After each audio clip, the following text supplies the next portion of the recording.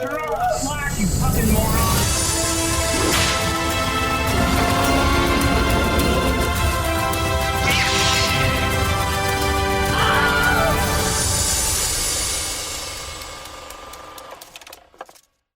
Hello, everybody, and welcome to Screen Share Movie Podcast about Christmas. Vacation. That's pretty good. My name's Calder, and I'm Adam. Yep, Adam. And get over it, please. And What? Get over what? Dude, anyway, I'd love for you to come up with anything to say to answer that question. Get over what? Oh my God, get over it. Double down. This is a movie podcast where each week one of us picks a movie in a monthly theme, and the other guy watches it, and we see if the other guy likes it. Usually I pick movies Adam hasn't seen. Usually Adam picks movies that are dog shit. Yeah. Usually, well, so I realized recently that, like, kind of the reason we started the podcast, which I think we've mentioned before, was because, like, there were so many genuinely iconic, like, cinema movies, like movies that are iconic within cinema that I had not seen. And, like, I hadn't seen them because my brain is messed up and I'm a freak. So, like, I always thought, oh, I've got to, like, wait for the right time to watch these movies. You know what I mean? So I just never did. And we've covered all of them, huh? We haven't covered all of them. Every single iconic movie of cinema. But, like, this has been nice because this is, like, a reason, an excuse to, like, watch the movies. And you've gotten me to watch some pretty good movies. Some movies that have, like, become some of my faves. And then also, I wanted to show you animated movies was the main thing. But also just movies I think that you... the idea of me introducing you to a movie you haven't seen is, like, very exciting to me because you're much more of a cinephile. But So that's what the show's about. well, the point that I was getting to was this is a movie that has been, like, isn't I don't know if it would be considered a cinematic masterpiece or anything, but, like, this is a movie I've heard about maybe every single day of my damn life. Really? Exaggerating a tad, but not much. Where, like, everyone's like, man, this is, like, the greatest movie of all time. That's what they all say. Christmas-wise. Or this one, and what's the one that's like, I want the BB gun for Christmas, or whatever. Christmas Story. Yeah, this one and that one are the two that I always hear people be like, dude, literally the greatest Christmas film of all time. We watch it 7 times every Christmas. Mm-hmm. And I was like, I haven't seen any of these. And I kind of just never did. Because when is the correct time for me to, like, be like, I'm going to watch a new Christmas movie? You know? Around Christmas, usually. Yeah, but I'm busy doing other stuff. What in the fuck? When was the last time you were fucking busy? Maybe every year of my life. We're not going to touch that one. I'm so busy, man. Think of how busy you are. I'm more busy than that. That's crazy, actually. That's actually I'm saying that to anyone who could listen to this. Oh, wow.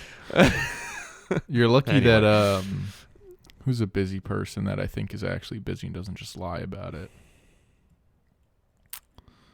I guess the president's probably like for real busy, but I'm not usually convinced that all these business boys are so busy and working all the time. Actually, I guess he's not busy. They probably got him in, like, a fucking sleeping chamber half the time, and then they pull him out for speeches. Yeah. Christmas Vacation. Wow. What a movie of the Ronald Reagan era. This movie stars Chevy Chase as Clark Griswold, the patriarch of the Griswold family. This is the 3rd movie in the Vacation franchise. That's what I was about National to ask. Lampoon's Vacation franchise. The first one, National Lampoon's Vacation. They go to Wally World. Second one, European Vacation. No, that one's kind of lower tier. Third one, Christmas Vacation. Fourth one, Vegas Vacation. Fifth Whoa. one / Christmas Vacation spinoff, Christmas Vacation 2. I think it's called like The Rise of Cousin Eddie or something, or Cousin Eddie Goes to Hawaii or something. Sixth one, Vacation with Ed Helms. Right. And then we'll see. This movie it's usually either the first vacation or this vacation that I think people consider the best. Yeah. The Ed Helms one is hot garbage. The Vegas Vacation one is only Chevy Chase. The first three are sort of like National Lampoon and John Hughes related, where like John Hughes is producing, and John Hughes, of course, is like famous producer from the 80s, Breakfast Club, 16 Candles, Pretty in Pink, Ferris Bueller. But Vegas Vacation was just kind of Chevy Chase going, let's get her rolling again. Because this was kind of the end of his era. I'm throwing a lot of my research in there right now. No, that's okay. Good. But this movie was sort of like a third one they wanted Hughes to make, so he based it off a story he wrote for, I think it was the Harvard Lampoon, called Christmas 59, which is about like the Griswold Also, can family. I be honest? Of course. I've been afraid to ask this. And I could have Googled it, is the fun thing. Mm-hmm. I could even Google it right now if I wanted to, but I want to ask you instead. The fuck is Lampoon? What's a Lampoon? What is National Lampoon? What is the other Lampoon? You don't know just anything said? about the National Lampoon or the Harvard Lampoon. I might not. Let's just pretend Okay, I don't. so Let's just go forward assuming that I don't. Does not seem like we need to pretend. I'm going to get some concrete things, but it's basically a franchise where they would make movies based out of a magazine that existed in Harvard, where a lot of comedy writers got their start. So like Conan wrote for them. I can't think of other names because Conan's the most famous, but like John Hughes, a lot of famous comedy writers have come out of this place at Harvard.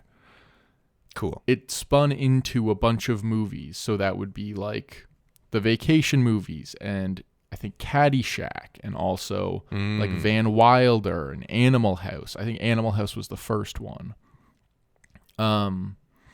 Where it was just like comedy movies with these about kind of like waspy middle class things, whether it be like fraternities or like just Christmas with your family, like just kind of shit like that, or like golf clubs, or not golf clubs because those are just clubs, but like golf courses, golf associations. No, what's the word?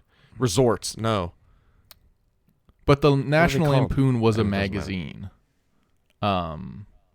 which was a part of the Harvard Lampoon, which is like this age-old thing that a bunch of famous people came out of. I kind of want to figure out who some of the famous ones are because I think you'd be surprised. Here's some names. Can I that are predict one that's blue. on there Of just course. for fun? Steve Higgins. Steve Higgins. I don't know. This is my fucking dyslexia is popping off right now. I cannot read any of these names. Anyway, very famous comedy thing. That like I kind of just assumed it it's was a very like a comedy Monty thing. Python's, where it's like, oh, it's just like a comedy group is kind of what I always assumed. It's a little more established. It's more of a brand Oh, yeah. than Monty Python is, where Monty Python's like a group. This is like an institution. Oh, yeah. Are they still doing stuff now?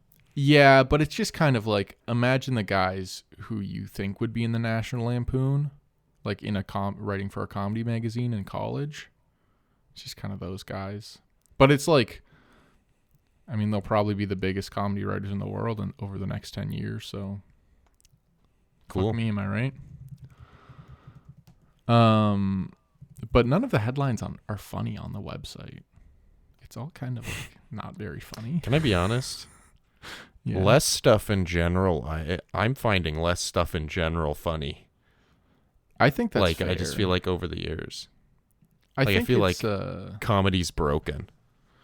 Did you find this movie funny? this is where things start to fall apart. Because I have multiple people in my own personal life who adore this film. Mm-hmm. I'll start off by saying I did not hate it. Glowing endorsement. Yeah. I feel like this is a worthy note. I did watch it alone. My first time, because I'd never seen it. My first time watching this film, it was me just like watching it alone. I feel like maybe if I watched it with like more people, it might have been better. But I just thought like maybe it was just the pacing. I just felt like a lot of the time I was like not excited about whatever was happening, but also like it wouldn't like change my mind through like over the course of a scene. Like it's not like by the end I'd be like, oh, it came around in the end. Like I enjoyed that scene. It would just be like, that was it. Yeah, that's kind of what I figured would happen, and the scene kind of ended, and now we're just kind of on to the next one. Mm-hmm. But yeah, that's it. Okay. I found some parts funny, like some parts were better than others, and I thought that there's like an endearing aspect to this movie that where it like comes around in the end and is like, yay family, but like I knew it was gonna do that from the beginning. So what was it? Was of, it Clark as the character? Was it the type of humor? Was it that it's kind of slow? I just felt like after 3 scenes total in the movie, actually probably around where he gets stuck in the attic. Okay. Which is like near the beginning. Like by that point, I was kind of like, okay, so the movie's going to be like he keeps trying to make Christmas good and it keeps fucking up and being bad. Mm-hmm. But like then at the end it'll probably be like, oh, but it's okay that it was fucked up and bad because at least we have family. Mm-hmm. And that's what it is. But like I kind of knew that from scene 3 in the movie, basically. Okay. Or not scene 3. I'm not actual scene 3. Yeah. Like the end of Act 1, I was like, I know what the movie is. Mm-hmm. And like there were once in a while there was a thing that like surprised me, so I enjoyed it more. But like it didn't really subvert my expectations in any way at all. I know that's not what it's trying to do. Mm-hmm. And but I don't know. It kind of felt similar to A Christmas with the Cranks but in like an opposite way, because they like are avoiding Christmas, and in their attempt to avoid Christmas, like their lives are hell because things keep going poorly. This is, they love Christmas so much, or specifically Clark loves Christmas so much that he's like making it's kind of turning around and then being bad. Mm-hmm. So it's like they're kind of the same. They have different approaches but the same outcomes, and I don't know. It kind of just felt like it's like a sub genre where it's like it's a family movie, it's a Christmas movie, it's one where things go bad. Like that, just it feels like a sub genre. Okay. That I was just like, I knew what was coming, I guess. Interesting. Because can I make a prediction here? Your thoughts are that this is an absolute Christmas classic. Well, it is. That's not even a debate. No, I mean like, but your personal feelings. Yeah, of towards course. It. Yeah. Which makes me feel like a fucking why it piece doesn't of matter. shit. Yeah, I know, but fine. like, man, people love this movie, and I was just like, no. yeah, it's all right. Yeah, go watch The Godfather. See, Okay, you'll have the same opinion on that. Dude, you're saying like, oh no, big deal, people like it, and you're saying you don't like it. As soon as I finish saying why I thought it was just like fine, your energy has become very deflated, where you're like, oh, no, I'm trying I to guess. I'm just trying to like think about how to destroy you in a verbal confrontation. I understand that. I get you. I get you on that. I think the first question to ask is, Yeah. what are you doing to your hair there? Okay, here for the audio listeners, I got a haircut today, and it was a little shorter than I'd like, and it fucked up, and I don't like it. He looks like Timothy Chalamet in The King right now, in terms of haircuts. So maybe hit that with a Google. What do I say? First question: do your family Christmases feel like this? No. So this is like close to how my family Christmases feel. Okay. And I think the thing with a lot of John Hughes movies is that people can identify with them very well, or like identify with a character very well. So like Ferris Bueller, you can identify with a character of like wanting to go out and do all these crazy things and just kind of like let loose. Or like The Breakfast Club, you have one of the members of The Breakfast Club that you relate to, and that makes you like the movie more, even though the movies are very like, they have a similar sort of feel and pacing where it is kind of like one thing happens and then another thing happens, but they're not like, it doesn't like flow kind of like modern movies have gotten into the rhythm of doing, where it's either like modern movies are like, this is a segment, this is part whatever of this movie, or it's just like one continuous kind of flow. Yeah. To this me, feels honestly, very like chopped up. Yeah. But a lot of like it feels, the 80s teen movies kind of feel like, and comedies kind of feel like that.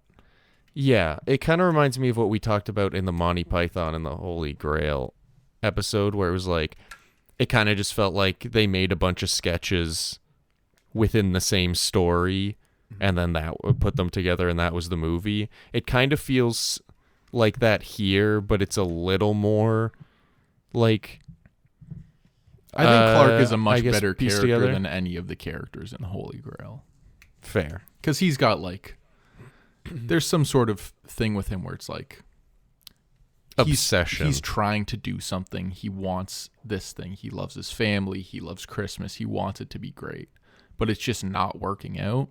Whereas like the characters in Monty Python and the Holy Grail are just kind of going through the movie. Like they don't really change at all. He's like actively working to do something, and then goes off the deep end, and then kind of is fixed, but not really, and gets his pool. I don't think it's bad that you didn't like this movie. I think it's very I didn't even easy. not like it. I just didn't. You thought it was deplorable. I wasn't like grabbed by it, and like knowing how many people like adore this film made me come in and immediately defensive, which might have made it seem like I disliked it more than I actually do. But like, it's just, I know the opinion of this movie, and I also know my opinion of the movie, and they're vastly far apart. But that doesn't necessarily mean I hated it. I think you think it's a piece of garbage shit. Jury's out on that one. Oh, interesting. I watched Miracle on 34th Street over the weekend. That is a weird one. Let me tell you. Getting the federal courts to prove Santa exists? Come on, guys. We've got a blockage in the courts. Let's move it along. I don't know what the fuck that was. I think maybe tangent would be what I'd classify, or the definition I'd give, maybe. Okay. How do I come at this now that you've ruined my entire night? Well, yeah, because were you expecting me to come on and be like, well, I get why. I wasn't expecting you to like it really that much at all. Really? Okay. Yeah. It's not a movie that like, a lot of people like, and it's hard to like sell people on old comedy. No, like I guess I should say of our age, like. Oh yeah. Because it's kind of hard to sell people on old comedies. It's a little easier to sell people on old like dramas and stuff, like Die Hard or something. That's not really drama, like action movies. But old comedies, like comedy changes so much over time. And like we said on the Monty Python one, it's like, we get this is funny, but it's not like that funny to us. Yeah, it did feel similar to the Monty Python one. Well, because in Monty Python and the Holy Grail, it was like, I would think that it's funny and understand that it's funny, but like, I wasn't laughing. Yeah. I'd be like, oh, that's pretty funny. Mm-hmm. In Whereas this with like one, Four it felt like Christmases, I knew that it was. It's like I knew that it was funny, but like a lot of it, I didn't like actually find funny. I was just like, I knew that it was funny, and I knew that it was supposed to be funny, and like I got why it was funny, but I wasn't like, man, this thing is knocking it out of the park with these jokes. Yeah. And I think that's a bit of an age thing. Like, Probably. The jokes, it's mostly physical comedy, and there isn't a lot of physical comedy that is put out there or consumed these days.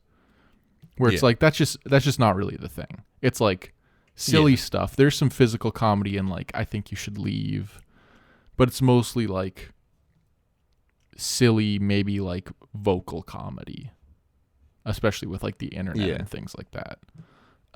This is a lot of like watch guy get hurt. Yeah. Physical comedy. Like, I think the best thing is when he's like in the attic trying to open up the vent thing, and he pushes it and then it hits him in the head, and then he like or like I when did he's think on the that like ladder a lot like, of that was like pretty good, because it was like a lot of environmental like physical humor, so it was kind of like a nice little change up. I was kind of like, why are there just like so many boards just kind of lying on top of these rafters loose so that when he steps on them they hit him? I mean, like, that's kind of how they did attics back then, though, because you couldn't step on but it's just lying there. Did they not nail it in? Like, it's just a random 2x4 sitting there. You think they did shit like that in the 80s? Well, I'm just like, there's nailed in rafters and like beams and all this stuff, but then there just happens to be like some 2x4s just lying there.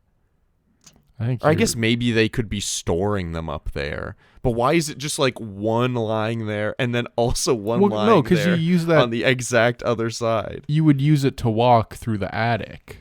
Oh, so that you wouldn't burst through and be standing on your son's bunk bed. Yeah, burst through the little model picture that Grandpa's cranking one out to. Yeah. Well, because... Oh, I didn't even consider that.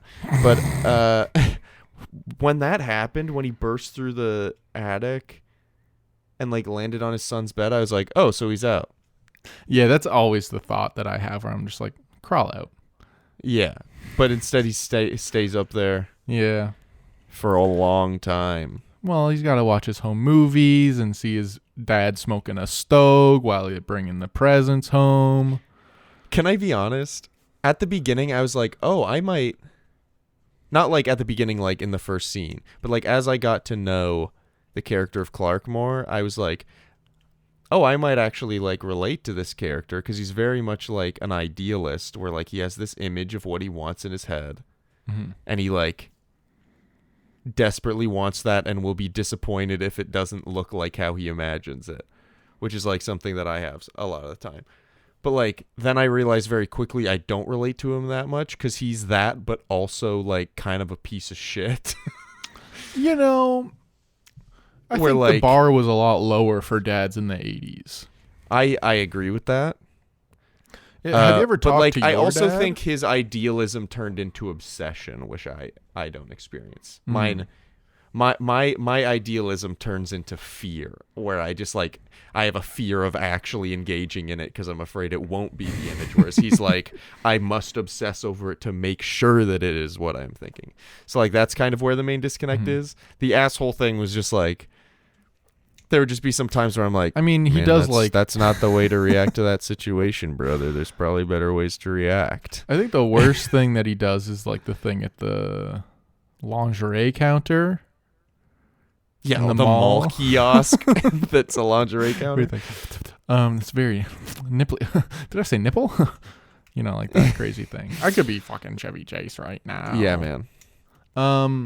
I think I was also coming into this with like, I still think that like the character is like has a lot of deplorable shortcomings as a character, but I think also I'm coming in here as someone who knows Chevy Chase almost exclusively from Community. Oh yeah. Where in the show he plays like a pretty bad guy, great character, but like he plays like kind of a piece of shit. But then surrounding Community, but in the real world, he's like Chevy Chase as a guy is like piece of shit big time. Yeah. Like, so like I came in here being like Chevy Chase kind of in more ways than one symbolizes like bad I don't know, He's like a bad scumbag. guy. Yeah. Do you know So how think- big of a star he was?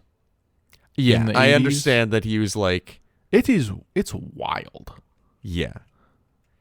And He was Will Ferrell during Will Ferrell's peak, but like more and longer and like too. longer. Because he was in the first cast of SNL. He was, I think he was the first Weekend Update anchor, and then left halfway through season 2, got in a fight with Bill Murray, called him fat. Cool Then stuff. just went on to like make a bunch of movies, and pretty much all of them did well, including the vacation movies, Fletch. There's Three Amigos, which didn't do very well, but Caddyshack is also in there. And then this is basically the end of his time as a star in Hollywood, as a leading man, which is this movie in 1989. But it's insane that he was the biggest star in Hollywood, or the biggest comedy star in Hollywood in the 80s. Because he's just such like, now he's just like kind of such a loser, you know? Well, it's because he exposed himself as being a piece of shit, doubled down on it, tripled down on it. Like, I'm pretty sure still has not backed down from like that. And like, so now he's just kind of like faded into obscurity. But he And also then just once like wasn't able to make good movies really after this. The best thing he was in was Community.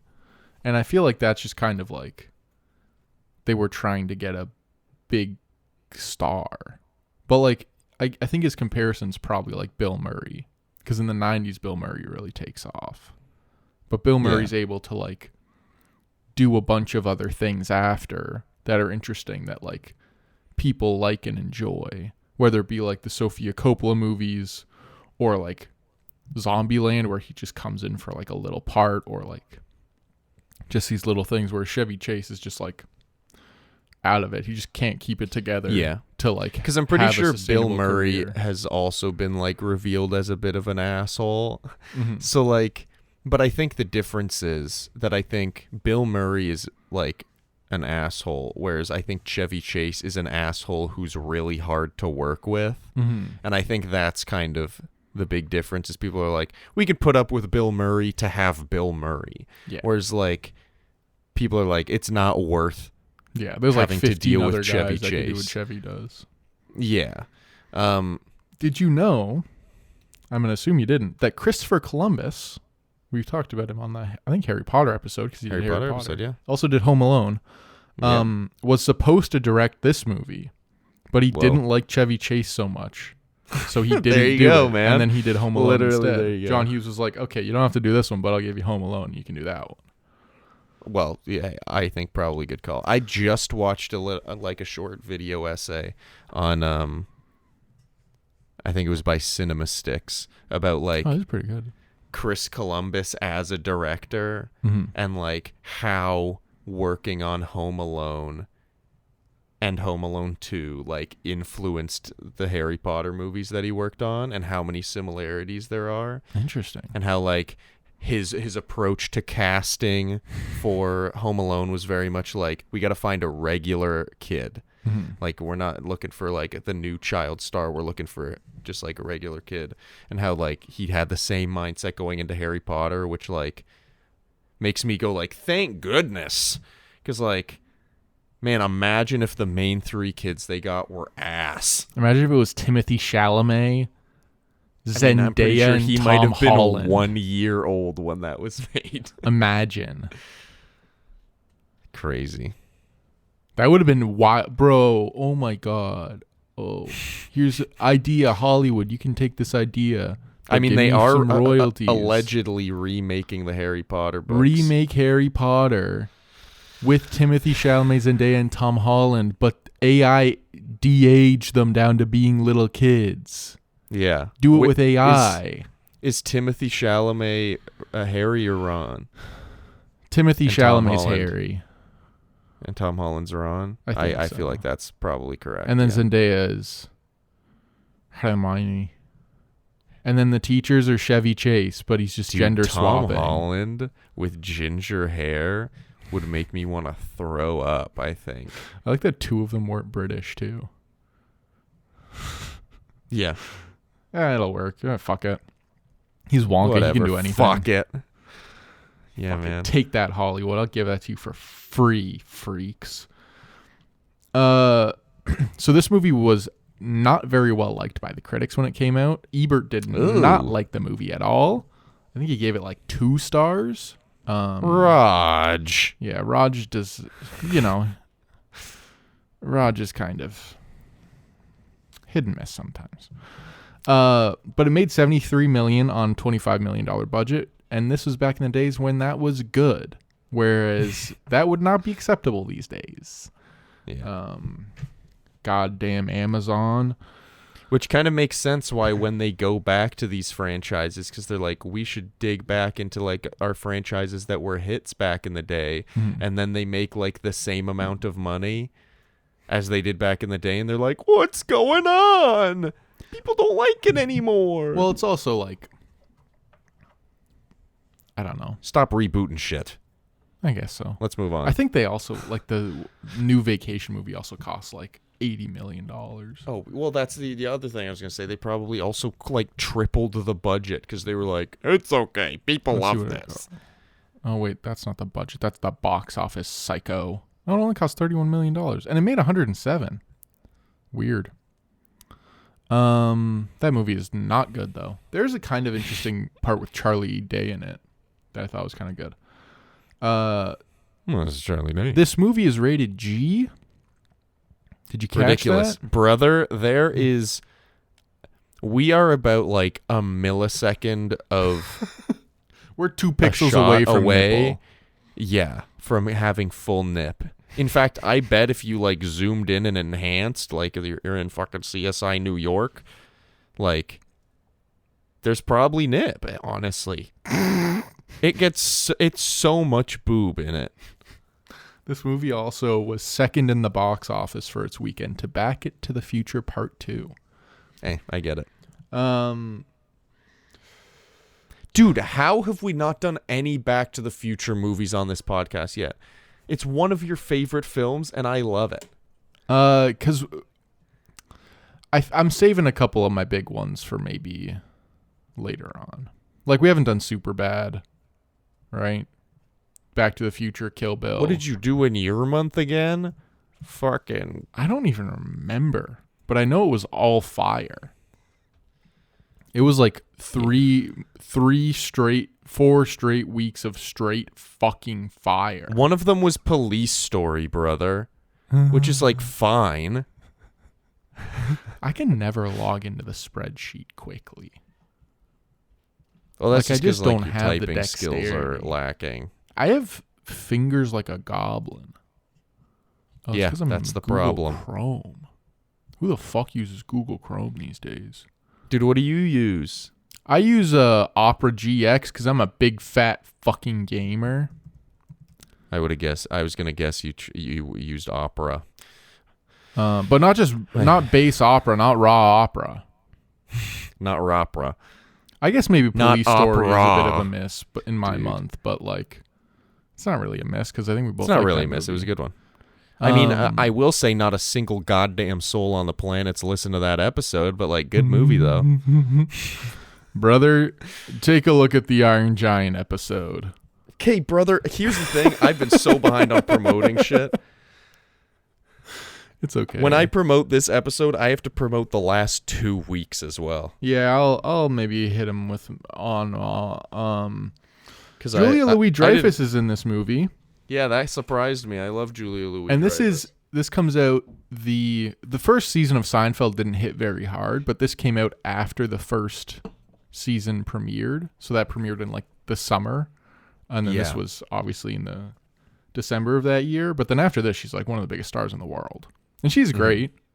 You know, she doesn't really have a ton to do.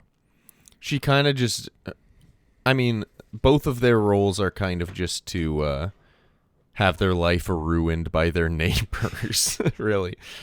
But like they establish at the beginning that they're kind of assholes. So it's like, so then it's able to be played for comedy because it's like, well, they suck though. But I could like, imagine you're in like the 80s. You're kind of a middle class guy. And in a way, the villain of the movie is his boss. And also the really rich yuppies that moved in next door and have like this weird taste in art. What the fuck? What the fuck was that? It's just Calder just put his thumb up on Discord and some weird icon was. Do it again. I don't know what the hell that was. Insane. That was a ghost. Hopefully. That was a spirit of Chevy Chase's career just popped up beside your head. But the villains are his boss and then the yuppies that move in next door who have a ton of money. Whereas like he is part of a single family household that goes through this insane shit every year and is trying to stay afloat with like his family and giving them like whatever he probably didn't have when he was younger. Yeah. So I think it's like a very reasonable villain. Also like fuck him, you know? Yeah. Big fuck him. Because like Margot horrible. is just horrible. Because honestly, the Todd. The turnaround. Oh, you're saying fuck him to the neighbors. Yeah. I thought you meant the boss. Oh, fuck the boss too. Because fuck him to the neighbors, but the boss, man. It was kind of like a quick turnaround at the end when he's just like, I acknowledge I made a mistake. I guess I shouldn't take away the Christmas bonuses from all my employees. I didn't realize it would kind of fuck you guys over. And it's like, what? You absolutely knew. And I liked that his wife came in and was like, you didn't actually do that. And he was like, yeah, I did. And she's like, that's horrible. Like, I think that he, like, even after he changes, I mean, he does give him an extra 20%. So I think he is changed. It's just, like, not the most believable change because it's like, come on, brother. You took away so much money Jello from of these the people. month club.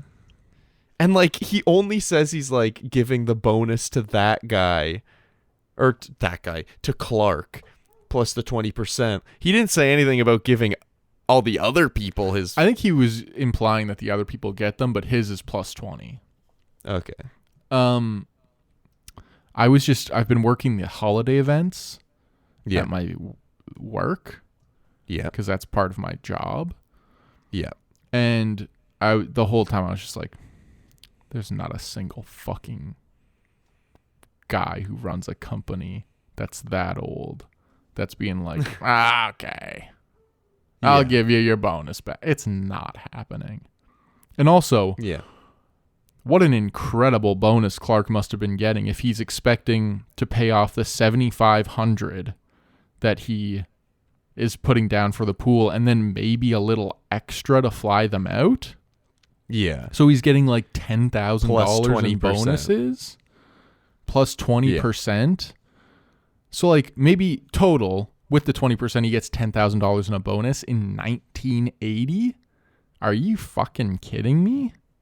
Yeah. You want to know how much my bonus was this year? $200. Probably like, I was going to say, dude, I've never received a Christmas bonus more than like $50. You want to know what the max bonus was this year? What? $1,000. Of course. For people who worked there for 5 years. Now, Clark has worked there for 17 years. Yeah. But like...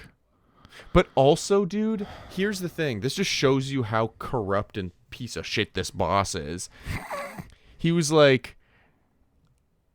He considered cutting all the people's bonuses to like make up some budget in the company. And then he's like, I didn't realize it would mess people's lives up this much. But then when he's like giving away or giving him the money back, this guy's so rich and disconnected with how much money is that he's just like, and throw another 20% on there. Yeah. To the point where, like, at the time that would have been life-changing money. Whereas, meanwhile, this guy's like, yeah, I kind of cut that from you guys. Yeah, and he's like, whoopsies. For the business, oopsies, I guess you can have it back plus 20%. And he's like, I don't know why they're so happy. Like, this guy's just, like, such a, like, Elon Musk, like, Jeff Bezos piece of shit, probably. Also, in the, like, pantheon of movie characters having ridiculous jobs, food additive designer as Clark's job is insane. Yeah. Which I guess is a real thing. But it's like the fact that that's brother, what he does. When are we going to talk about the sled? Him being like, oh yeah, I've been working on this formula that like removes friction. He pushes himself with his arms lightly, and he turns into the DeLorean from Back to the Future, leaving flames in his wake. Was that your favorite part? What was your favorite part? That's definitely the part that caught me by surprise the most, because I was like, oh, now he's going to go fast and like hit a tree or something. And then in like a 2-frame span, he goes the speed of light. And then then I he was goes like, like, holy. yeah, he goes like 6 miles maybe down to the Walmart. Yeah. Insane. I love that the last part of that is also just a wide of the family, and then it goes in close on Cousin Eddie, and he just goes, bingo, and then that's the end of the scene. It's insane. Dude, yeah, when that happened, I was like, I think I just like, my only option of how to react to that was to ignore it and pretend it didn't happen. It's kind of like at the start when they're going to get the Christmas tree and they cut it down or whatever, and then John Galecki, Rusty, says, Dad, did you bring the saw? And then it goes in on Clark's face and it just goes boing, and then it cuts to them driving the tree away with all the roots. One of my notes, I didn't take many notes for this. I took maybe like it's kind of hard to 15 take notes total for notes. comedies. Yeah, but one of them, my third note in the whole thing was, quote, Dad, did you bring the saw, end quote, and then like asterisks doing. Because literally I was like, what is this, like 2009 Smosh? Like, it's This like is where literally 2009 Smosh got it from, baby. but it's like Three Stooges like, wait, did you really do that? Oy, oy, oy, oy. Like, it was so goofy. I should say now. Also, dude, I literally, you told me Johnny Galecki was in this. I saw his name in the opening credits. And then, as soon as the movie started, I forgot he was a part of this. Until you just mentioned that the kid's Johnny Galecki. I didn't even think about it the whole time. The biggest star in TV history, Johnny Galecki. Yeah. But, like, I didn't recognize him. Even knowing he was in this movie. I'll mention now that the kids change in every vacation. So, like, Oh, okay. he's not in the first or European. He's just in Christmas. I don't know if he's in Vegas. I don't think he's in Vegas. I guess because they have to keep... Chevy Chase is going to look the same, but these kids are going to grow up. Yeah. But Anthony Michael Hall was one of the... I think he was the first son. He's a famous guy. That's from the 80s. I think he was in, like, fucking Breakfast Club or some dog shit like that. I feel like Juliette Lewis, who is the sister, is kind of like... She doesn't have a lot to do, but she's incredible in the movie. She kind of like has a lot in the first third of the movie and was kind of the part of the movie I liked the most, and then she kind of disappears for the most part. But the like exchange with her mom, played by Beverly D'Angelo, where she's basically like, I don't want to sleep with Rusty. Like, what does she say? Do you sleep with your brother? And then the mom says, well, I sleep with your father. That's almost as bad. Just insane. I just love that. Which is an insane thing to say. Which is kind of how I feel like Hillary feels with me, but we don't have any kids yet, so that can't be confirmed. I'll let you know. Yeah, but you do kind of 16 like years. give brother energy. Oh, brother, this guy stinks. Like that kind of energy? Yeah, man. I also give never, I'm not going to say that. Hardcore lover energy. Said it anyway, for sure. So the family arrives. The grandparents arrive. Instantly. And it's immediately worse. Oh, yeah. Instantly. Grandpa's saying he got a pint of fluid taken out of his back. Grandma's asking if this mole looks wrong. They're complaining. There's like Ellen's dad is shit talking Clark. This guy is fucking with his hair hardcore. This is like, keep going. This is like out of my nightmares of like, what's it called when like, I don't know. I feel like this is a sleep paralysis demon for me, where I wake up and I see this because it's happened so many times in my life. Where it's just like the family converges. The family's here, I guess, and then open the door and it's insanity. like, yeah. It's like opening. What was the thing with like the bag of wind? Is that Percy Jackson? Yeah. Yeah, it's like opening the bag of wind and getting your hair blown off. Also, that Percy Jackson show comes out like tomorrow. Yeah, man, and I'm kind of excited Me for too. it. Hillary is. And I was like, oh, fuck yeah. I'm going to be watching I hope it, it's good. I hope so too. I have hope for it because the author of the books, Rick Riordan, was like, came out and was like, yeah, the movies were bad and my experience on it was bad. They basically said I'd have some creative input and then I did not, and it was bad. But for this one, he's been like, it's been a great experience. I've loved it. So hope it's good. So the family comes. Clark immediately sort of does the dad thing and leaves the house to go do something else because he's urgently got something else to do, which is classic dad move where it's just like, I'm busy. I don't want to deal with this stuff, where it's really he's just avoiding what's going on. Yeah. So Clark takes Rusty out to start the lights on the house, and they're immediately stapling. We get the ladder scene where he staples his sleeve, gets fucking flipped around the ladder. I love how he's like trying to figure out where to put his arm once he's on the other side of it. Yeah. And just the whole lights thing, I think, is a great premise because it's just like giving Clark something to do, but it's it's just almost impossible for him to figure it out. But it's so simple. How do you feel about the lights? There are things in this movie that are just kind of stupid, and I think the lights are a bit stupid, but also, if you look at any videos from Candy Cane Lane, I don't know if you've heard of that before. It's like this street in, I think, California, where people just go buck wild with their lights. If you look at any videos of that, it's like literally like a street full of Griswolds. So how do you feel about lights? How do you feel about Christmas decorations, exterior and interior? So actually, I was talking with Olivia about this yesterday because we went on a little walk in our neighborhood and we saw a lot of different houses with a lot of different lights.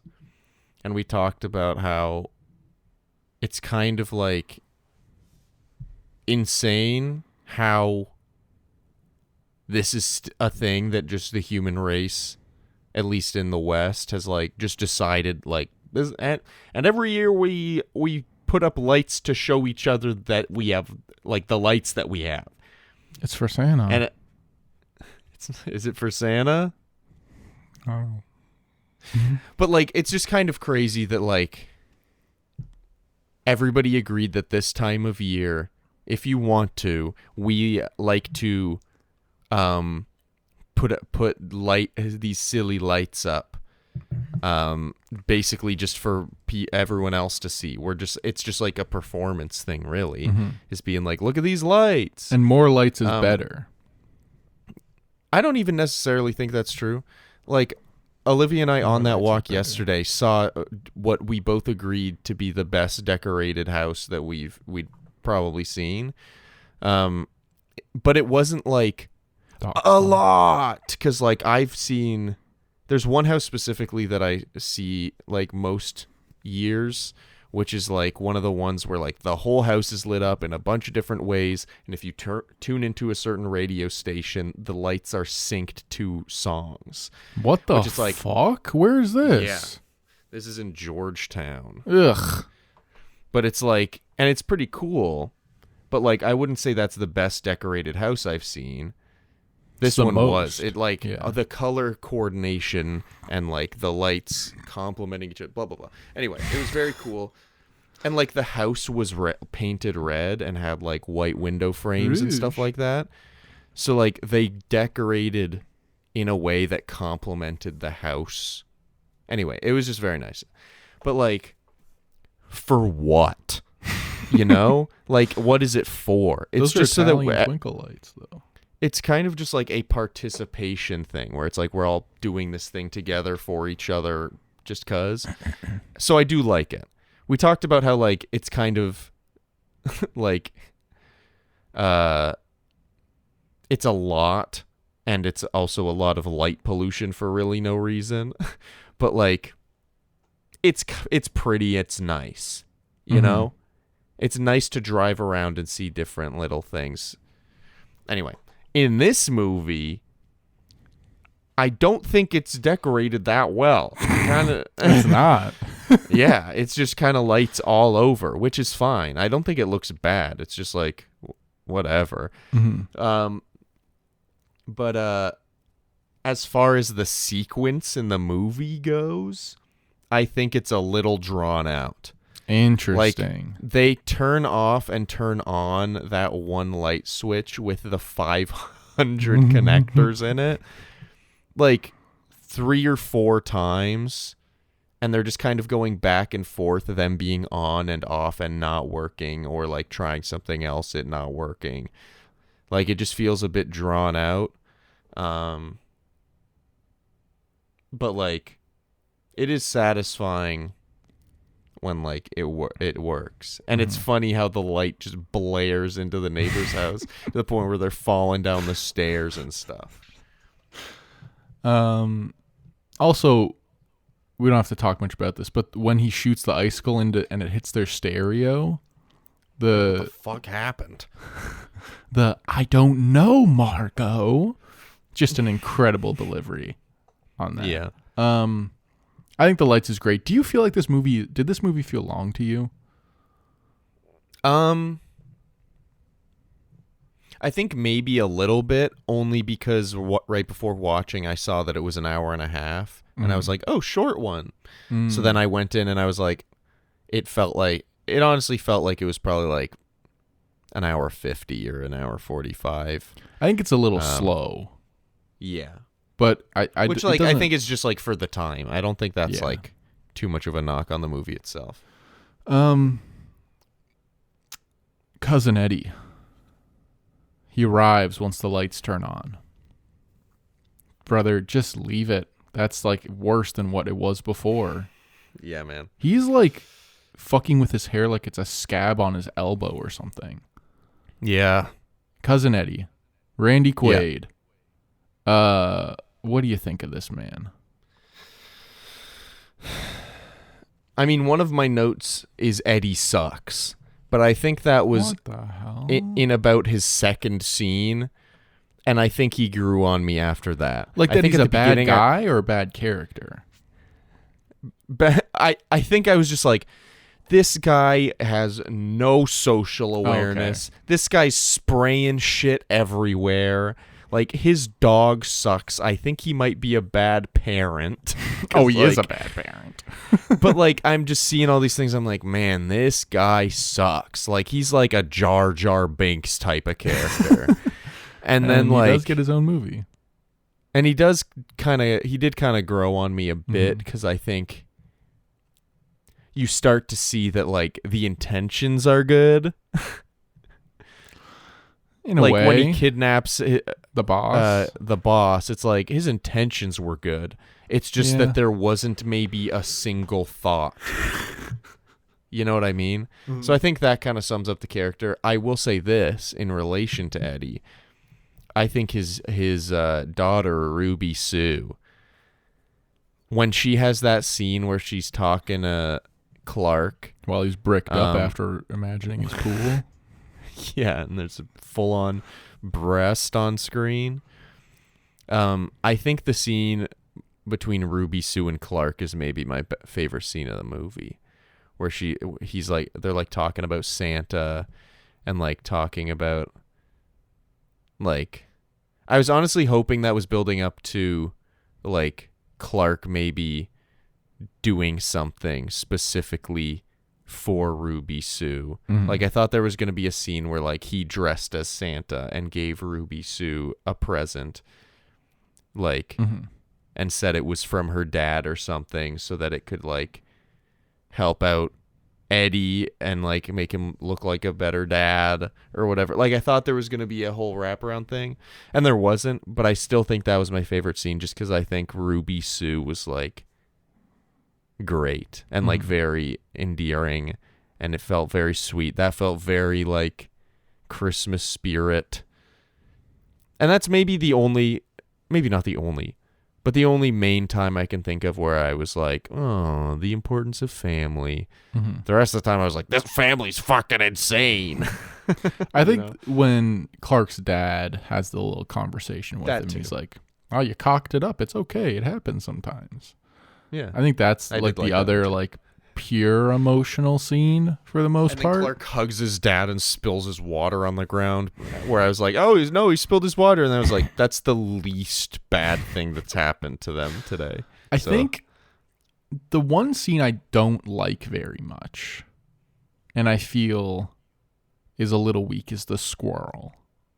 Okay. I think the squirrel is a little like, maybe I've just seen it in a couple other things a bunch, and it's happened in so many other movies. I feel like so many family movies have, oh no, there's an animal on the loose. And like, I don't know the history of animal on the loose in the house scenes, so don't kill me. Sure. But it just feels like something I've seen before. Whereas Yeah. like some of the other scenes, like the toboggan and the lights, and like, I don't know, a cousin Eddie just talking to him, or like Clark at work, don't feel exactly like things I've seen before. Whereas the squirrel feels exactly like things I've seen before. Yeah. What did you think of the cat getting burnt to a crisp? I think that's fucking sick. I liked Let's that go. one. That was the one I did like. What was her name? Aunt Margaret or whatever. The old lady who wrapped her cat and shit. Her husband smoking a stove, got a hairpiece on. Explodes. Fucking sick. What did you think of the SWAT guys? A little bit of overkill. A little bit of for, overkill, a guy who and then a runs bit of Kellogg's or underkill. something. Yeah. Yeah, a bit of overkill to burst through the windows and the roof. But maybe, I mean, I was a bit surprised to see them sharing in eggnog after it was all said and done, You know. and singing along with them. They thought it was going to be a hostage situation, so they're still on the clock for like another 3 hours. That's true. That's true. I think we should get to some questions, but I have one note. Do you have any other notes you'd like to bring up? Oh yeah. When Eddie mentioned that he had a metal plate in his head to replace the he had a plastic one. plate in his head to replace the metal plate in his head. Because with the metal plate in his head, every time Eddie's wife turned on the microwave, he would piss his pants and forget who he was for 30 minutes or so. I thought that was a funny scene. Because, like, full honesty, during that scene, when it's an exchange between Clark and Eddie, It's the start of the literally I toboggan had the one. thought in my head where I was like, man, they're just doing a lot of, like, dialogue talking to each other scenes where it's like, I get that there's like some jokes in there, but really none of them are hitting. And then he said that, and I was like, That's my favorite line of the film, maybe. It's incredible. Yeah. That's great. Also, a lot of Chevy Chase's lines were dubbed. A lot of them. Like, in some of them badly, but oh well. That's kind of, I think, a sign of the time as well. Hillary said it was fucked up that Chevy said, or Clark said he was going to put the tree up Julia Louis-Dreyfus's ass. Yeah. Yeah.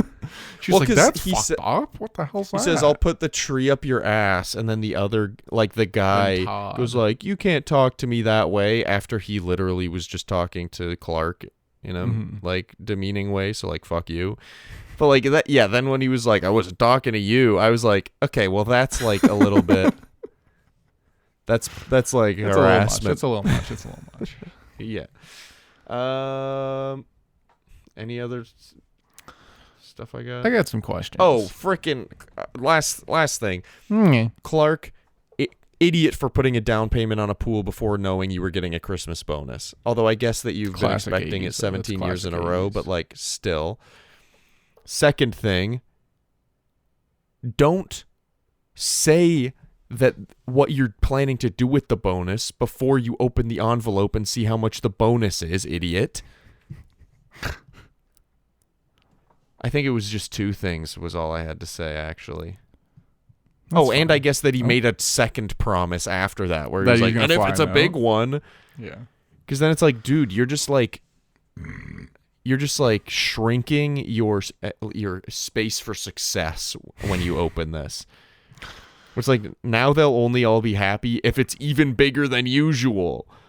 Like, oh, Clark. So misguided. You had any tobogganing stories? Yes. When on the day that the men's hockey team won gold in 2008, in the Vancouver 2010 Olympic Games, which was like huge.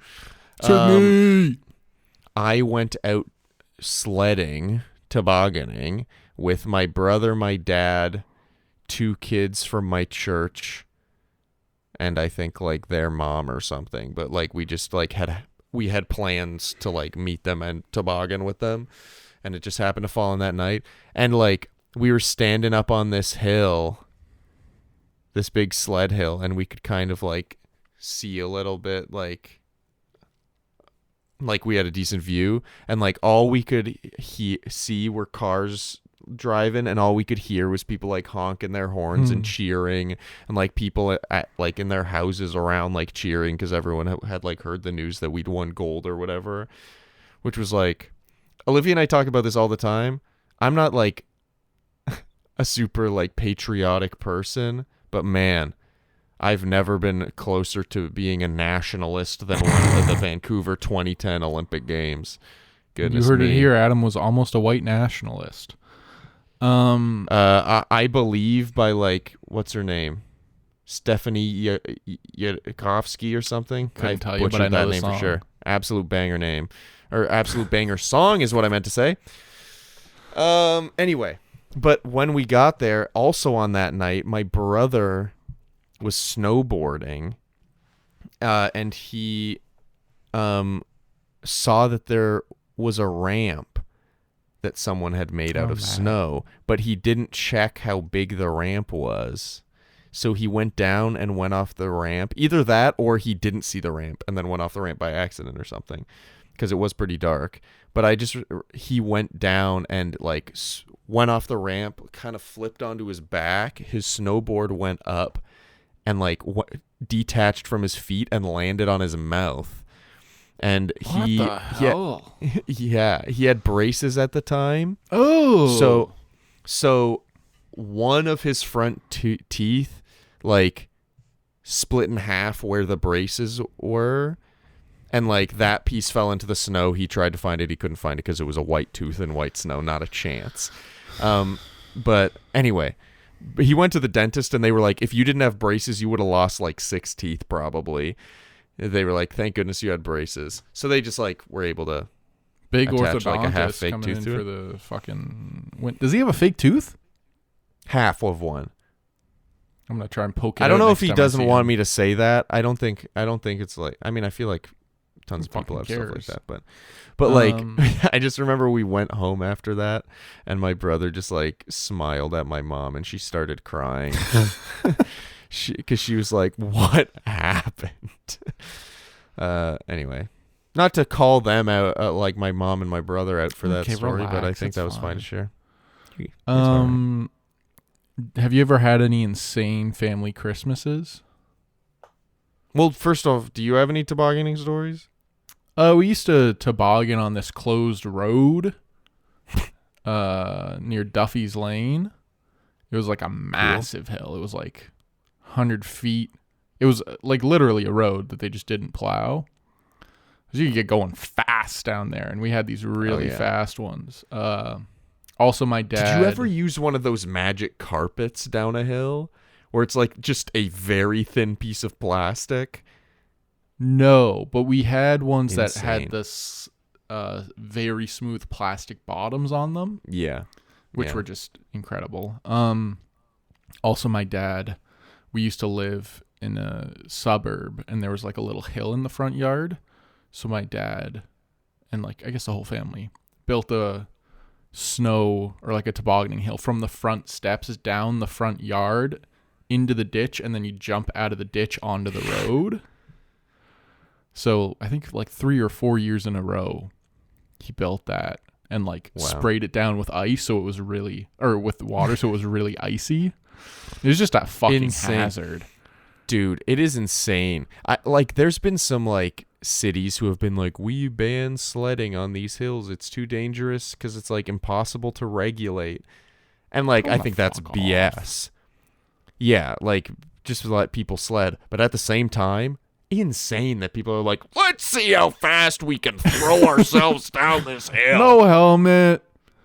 No, like no the idea anything. of a magic carpet, like I mentioned, literally just like a thin sheet of plastic with like two little handles. It's like there's nothing, basically nothing separating you from the ground. I love and your chest is just like fucking slamming against every rock and bump.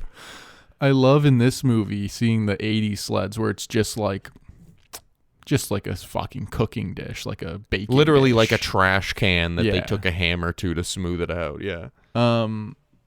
Insane family Christmases.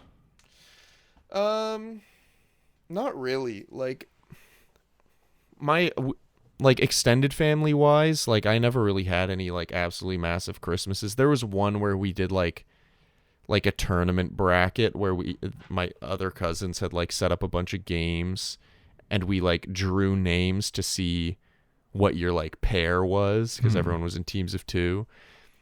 And then we like went to all the games. So there was like Wii bowling was one of them. I think like Crocono. I don't know if you know that game. Absolute banger game. That was one. Shuffleboard was one. I think maybe just. Did you bounce it Dance off was the one. walls in shuffleboard or just straight down? I forget. But dude, I was great at shuffleboard as a kid. We'll see how you are now. Next year, Will shuffleboard tournament every week between Adam and I on the podcast. Wow. Just audio. Wow. Though, just audio. Just audio. Honestly, that sounds pretty good. Just listen to 2 guys play shuffleboard. It's just, but like it's quiet, but once in a while you just hear like wood hit wood, and then you just hear shit. Fuck. It's just like really under the. But like, so that was a fun one, but I don't know. For the most part, like, I haven't had like a lot of extended family Christmases, to be honest. And like, even when I have, it's not like my family's massive, so. So no, not really, I guess. Good. You? Every year when we can manage to get a handful of people together, it's something happens. That's all I'll say for legal proceedings in the future. I'm going to do some quick fire questions because I kind of got to leave in a little bit, and we're going a little longer than I thought. Okay. So just give me like 1 sentence answers, okay? And if you don't do that, I'm going to leave the call and I'm going to delete this audio file. Favorite John Hughes movie? Home Alone is one, right? Yeah, counts. I don't know enough John Hughes movies, brother. Okay, Home Alone counts. Plane, Trains, and I guess Home Automobile, Breakfast Club, 16 Candles, Ferris Bueller. Maybe pick. Ferris Bueller, but I haven't seen it in a while, so I'll say Home Alone. Okay. How long do Margot and Todd last after this movie? Like together? Oh, I think they're done. I think they're done as soon as the movie ends. It sounds like they're done before the movie ends, honestly. Although they also both seem like toxic people, so like they might find their way back to each other. So, should this be G-rated? No, I think PG at an absolute minimum, probably PG-13 if we're being honest. He also says fuck in it, so I don't know if they had PG-13 back then though. Is Santa real? Who are you asking? You. Not in the way you'd expect. What did you ask for Santa this Christmas? Ask for from Santa. Money. If I'm being fully frank and honest, money mostly. I have asked for money for a tattoo for this Christmas, my last birthday, the Christmas before, and my birthday before that. Still don't have a tattoo. One, because well, really the main reason is because I'm a pussy, I think. Am I allowed to say that? Sure, man. I don't know. You edit the podcast. I just like, man, I just keep putting it off. I just do not. I am scared. Anyway, I don't like permanence. Yeah, there you go. I'm glad death's a thing, because I wouldn't want to be permanent, you know? We'll talk about that next year. Adam Driver. I just watched the Adam Driver SNL episode with O-Rod performing. Wacko guy, it turns out. I'm thinking of Cousin Eddie here. Yeah, same. Yeah. Yeah, I think he'd do a very fun Cousin Eddie. Dude, I love... Dude, I would have never guessed that Adam Driver would be like one of the iconic SNL hosts of like this new era of like the 2010s, 2020s. But like, man, I'm so glad he is, because like he just lets it. I think he's just like such a performer. He's just like he just commits to it like few other people do these days. Yeah. Like, the reason why you don't want The Rock on SNL is because he's not going to commit to anything. You know? Well, yeah, he hosted one time, and he basically, all of the sketches were like him playing characters he's played before, and he just acted like himself, and once in a while said like, "You're a cockamamie bitch," or something like that. Is it? And it's like, whoa, it's The Rock. Have you ever heard of the Steven Seagal episode of SNL? I think so. Where it's like, I think so. He didn't like any of the sketches, and then he just wrote this one sketch where he fought people for like 8 minutes, and that was the whole thing. That's kind of what The Rock would do in most actors sort of like temper it a little bit. They're like, I'm not going to do the whole thing. Yeah. I don't know. Another McKinnon person was I the think last one, was so pretty maybe she's good. I feel like Emma Stone committed pretty hard. Yeah. She hosted, right? I'm like 90% She has. sure. I don't know. I think there's just like some people who commit hard, which is like fun. But I don't think any of the sketches are as good as Adam Driver. And Timothy Chalamet, I think, could be there. He's done it a couple times, but like also like they're very dude. Right, I watched him and Keegan-Michael Key do the like, I forget what it's called. Like, it's like a BBC One show where it's like you put a cup on like strongly agree, strongly disagree. Oh yeah, slightly it was blah, blah, blah. Timothy Chalamet and Keegan-Michael Key. Yeah, because they're both in Wonka. Oh, I did not know that Keegan-Michael Key was in Wonka. Same, I didn't know either until I saw that video. But like, it's just unhinged, off the rails. They're just like two complete whack jobs. Might take a little look being at weird. that one. Well, because Timothy Chalamet, they're both just like such theater kid energy guys, and I think they feed off of each other, so they just kind of let loose and are full whack job freakos. Anyway, in a good way. As some would say, a full whack off. Where would you like to rank this movie? Oh shit! You got to say it because it is my movie. Whew. I know, man. I know. You don't gotta tell me. I know, man. I know. You don't gotta tell me. This is gonna be so much lower than I expected it to be, I think. What was our last one? Our last one was Elf. Elf was 12 last week. Oh no, man. I'm kind of like starting to deduce that? where I want to put it, and I feel like this is not going to go well. Our one before Elf was Die Hard. My other one. Die Hard, right. And where do we put Die Hard?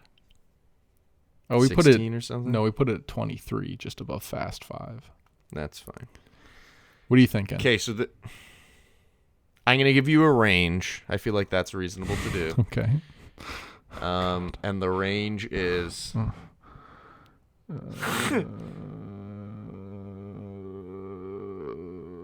like 39 to 42. Oh my god. Oh my god. Oh no. Oh wow. What? Oh. Dude, where would you put it? Dude, where would you put it?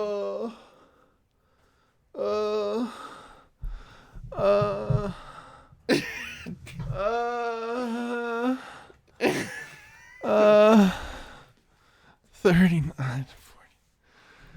Where You say where would you 42? put it? Yeah, 39 to 42. So in that range, we've got. It's a debate whether whether I like it better than Wedding Crashers. Oh my god. So in 39 is Willy Wonka, which is the Gene Wilder one. No, Willy Wonka. Yeah. Sorry. And then Monty Python and the Holy Grail, Wet Hot American Summer, Wedding Crashers. I feel like this is sort of the tier that we put these kinds of movies in, because all of these movies are like comedies, older comedies. Yeah. And then we put newer comedies much below, or at the very top. I was. It's almost thinking, like we put them where we, based on whether we like them or not, not based on how old they are. I was thinking like, be honest. What was your initial thought while I was still stewing it over? I was thinking around 25. Like, Okay, at the very least, if I'm being honest. Well, that's not what I'm asking. I'm asking where you would probably put it based on this list. I was like, with a compromise, it'll be 25. Oh, so but like you thought I was gonna say like 30 area, probably. I thought you were just gonna like be nice to me for once. I'm trying to, man. I'm trying to figure out where you would put it so we can start to negotiate. Let me this. see what I'll just go through, starting at 20. I like it more than Everybody Wants Some, more than Silence. A little more than Shiva Baby. Actually, I'd probably put it at 19. I'd probably put it where Silence Right below is. Shiva Baby? Yeah. I like Shiva Baby more. I'm telling you this much, it ain't going that high. Yeah, I know, because you just Dude, I'm sorry. I simply must be honest on this show. Okay, so I've highlighted the section in which we got to find compromise here, and the middle falls around like the 30 to 32 area, which is like to 32. Isle of Dogs, Alita, Kimmy, which I'm like, man, I'd rather watch all those movies than this one, if I'm honest. Oh. Okay, here's the thing. If you're like, I gotta go soon, moaning can't I be don't your think argument. I can go anymore. Why? You've got to take a stand? I think my life force has been sucked out of me through my anus. Whoa. Whoa. Okay, so let me do this. Do you want me to go from my bottom up Yeah. and like try and We'll do decide that. whether Christmas Vacation is. It's not going to get high for you, though. You're going to say 10 things I hate about you. You like that more. I can feel it already. Wedding Crashers. I find Wedding Crashers funnier. I think Wedding Crashers has also aged worse as far as like being problematic. But and the end of cringe. the last half of Wedding Crashers is like, put that out in the garbage. Yes, but can I be honest and say something you're gonna hate? Higher highs, lower lows. I'd say that the last third of Wedding Crashers has about the same speed and pace as the entirety of this movie. You're just sick. You're a sick individual. You're I sick in think the that head. this movie is better than the last third of Wedding Crashers, but I think that the pace is about the same. Sorry, I was just fucking around with my mic for a sec.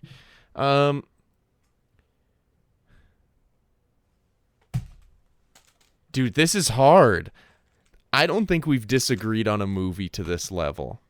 Yeah, because you're sick.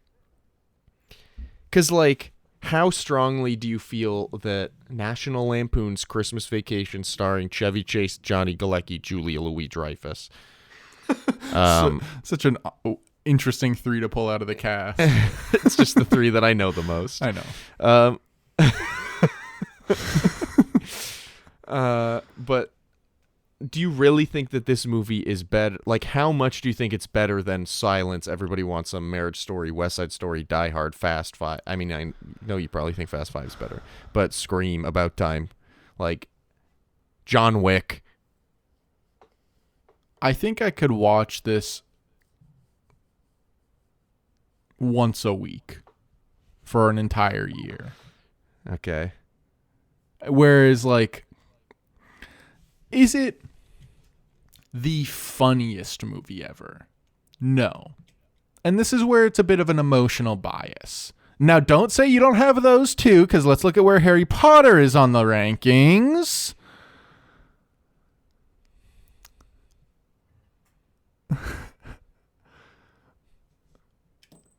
Now, it's a bit of an emotional bias because you this relate to the movie. yeah.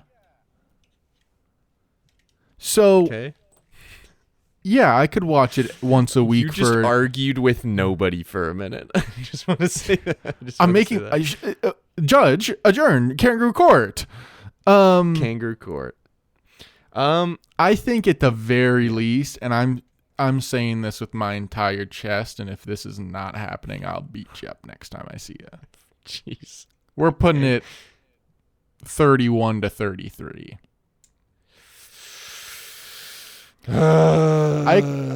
Apollo 13 does nothing for me. 10 Things I Hate About You, I think, is kind of bad.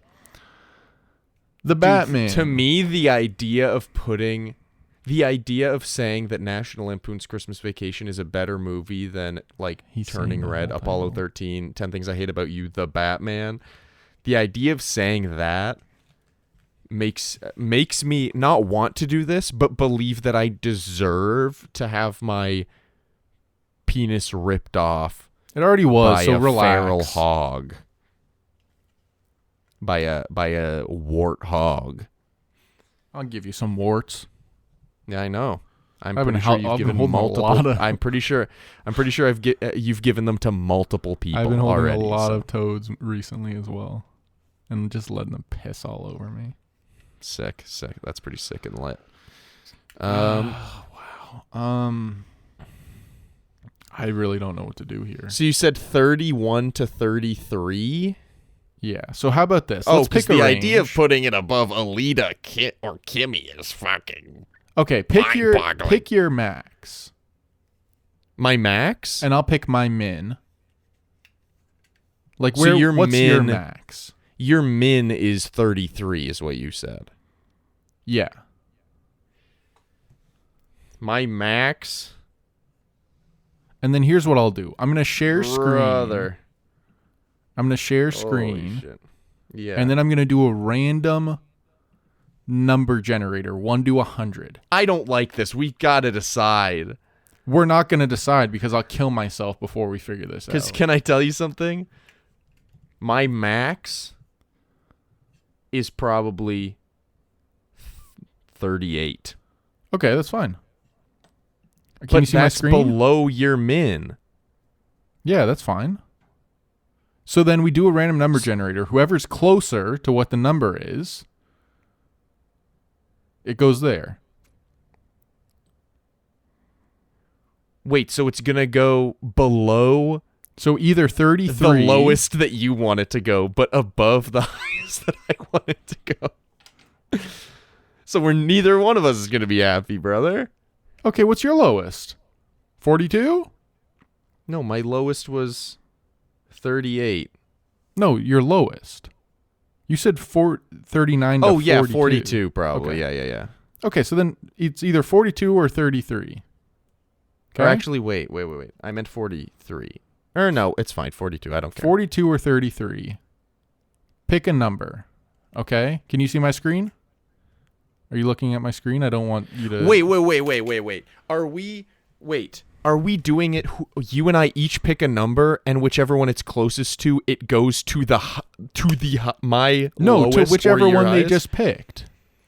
So your lowest Wait, or why mine? don't I thought we were gonna do? You're gonna do a random number generator. It goes somewhere in between what you and I picked, so it's not one of us wins. It's just like a compromise. Oh, do you want to do that? I didn't even think about that. Or we could just discuss it and put it somewhere in there ourselves. Maximum 42. Minimum. I'll Fuck put it. my How about max this? in there. I'll give you 36. I'll give you 36, which is a massive compromise for me. Massive compromise for you. Where did I say I was going to put it, you psychopath? In a 19. Fine. I'll take 36 because you're such a stubborn boy.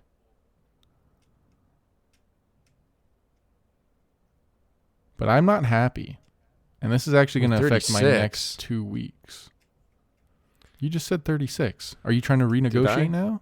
Well, no, because I'm confused. Because now, if we put it at 36, that would bump 10 things I hate about you down, which is baffling to me. But here's what I'll say. Here's what I'll say. I am just remembering this now. On the episode that we put Surfs Up at 10, it is now at 11, but when we put Surfs Up at 10, you did say you owe me one. You did say that. I owe you one? No, you said that I owe you one. Oh, okay. Because you compromised a little more than usual because I was so passionate about Surfs Up. If you'd like, I can do the same here. And I'd be willing to put it as high as... if this is what's happening, I need to sort of strategize. What do you mean? What are you talking about? I'm not going to use my compromise yet. I'll hold on to that. Wait. Okay, fine. Then we're putting it at 37 then. No. Okay, fine. 36. Although I didn't realize that would bump 10 things down. Good. White Rastas. what That am I movie's more doing? problematic than this one is, and this one came out in 89. What is it? Malakaliki Maka is the thing to say on a bright Hawaiian Christmas day. What? Wait. I just realized something. Are you going to use your compromise next year? I don't know. Because I feel like You you owe get me one one. compromise a year.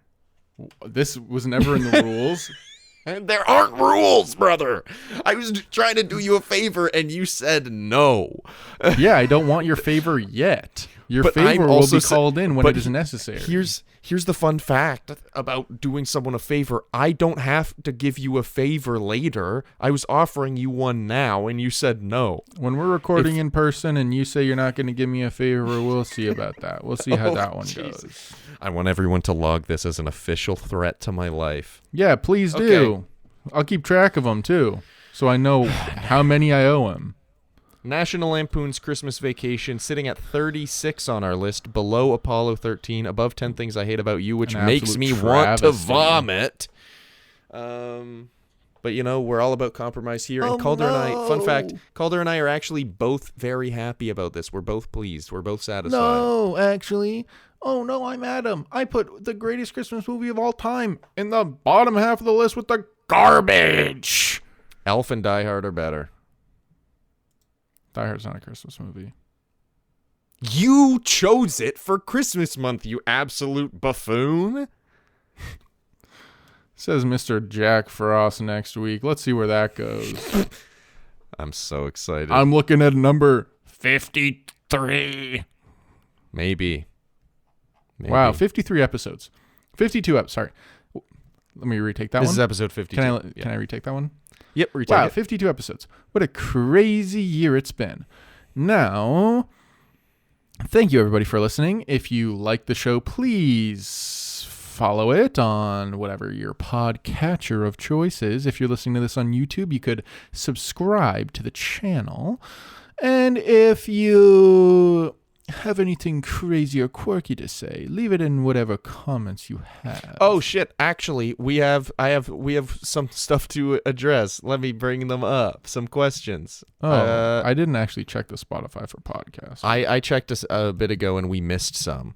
Oh, So nice.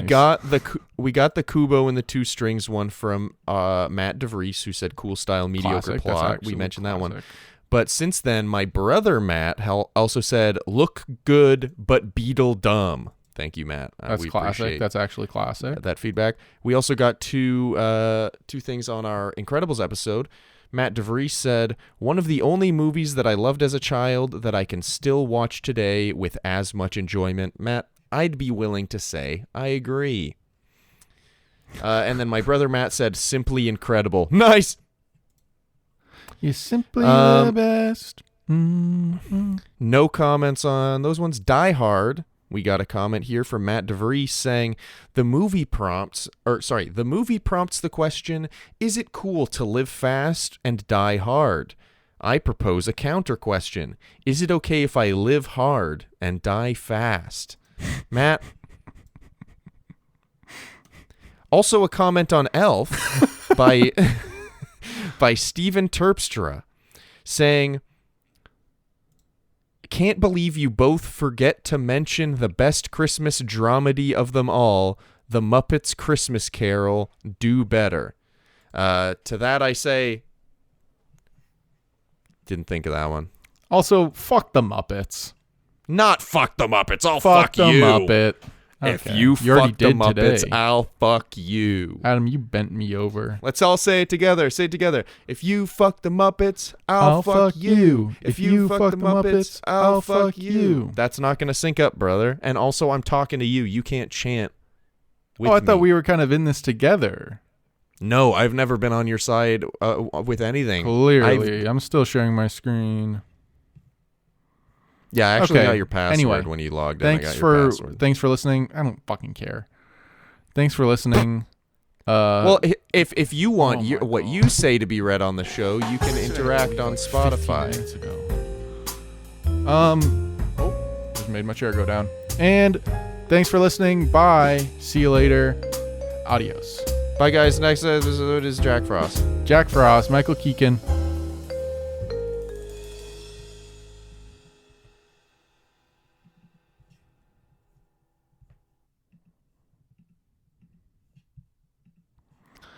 Didn't mean to leave the call, meant to stop the recording.